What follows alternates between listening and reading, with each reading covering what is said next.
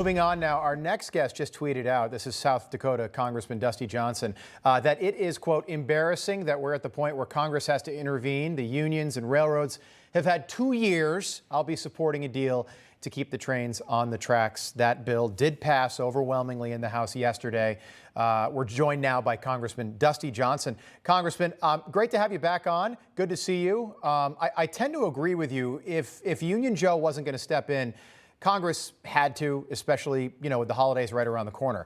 But doesn't this set a bad precedent for any future strikes? Well, Congress has intervened dozens of times over the course of the last 100 years. When you get these impasses, Rob, that just cannot be broken, what are you supposed to do? Just shut down the American economy? I mean, 40% of the freight in this country moves by rail.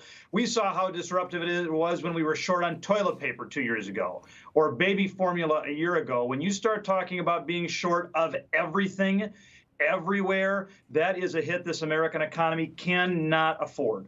Good point.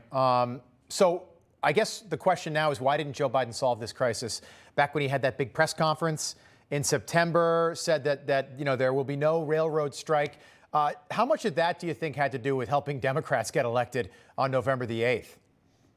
Well, I do think we saw lots of instances in the lead up to the election, whether it was student loan forgiveness or saying that a strike was over, or talking about the economy rebounding and gas prices come down, where the actual reality didn't quite match the rhetoric. Now, it took us a couple of weeks in some instances to figure out the gap between what the president said and what the reality was. But listen, that's pretty standard meat and potatoes electioneering. I don't like it. It irritates me. But ultimately, the vote yesterday was about making sure that the deal that two sides had agreed on, management and union leadership had agreed to this deal. It's not like Congress, pulled these terms from out of the sky. This was a deal that had been tentatively agreed to. We needed to make sure both sides owned up to that.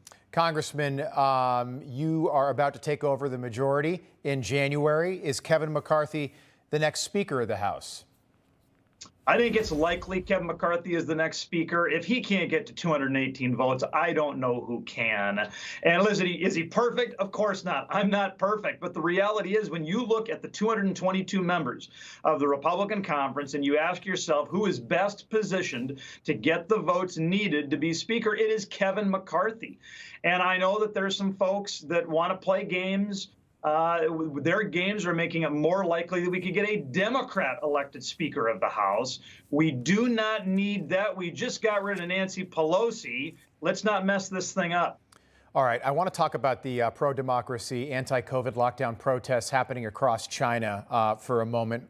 Joe Biden has yet to say a word. The White House had a very brief statement, very brief comments on Monday afternoon. John Kirby talked about it. Here's what Ron DeSantis had to say about the protests taking place in China. Take a listen. I just want to make a comment about what we've been seeing going on in China. This zero COVID policy is draconian. It violates people's liberties, and it is completely unscientific. And the people of China are right to be able to speak out and protest against what the Chinese Communist Party is doing. Congressman, I get that it's easier to make those comments as the governor of Florida versus the president of the United States, but couldn't Joe Biden, and there's still time, couldn't he say something in support of the protesters without calling for President Xi to be toppled? You are exactly right, Rob. I mean, what these Chinese protesters are doing is absolutely incredible. Protesting in America is a relatively low-stakes game. You have these rights guaranteed by the First Amendment, and you are not risking your life when you take to the street. But in the authoritarian regime of the Chinese Communist Party under Xi Jinping, people who protest are taking their lives. They are putting them at risk. It is a remarkable show of people who want freedom, who want basic human dignity and liberty.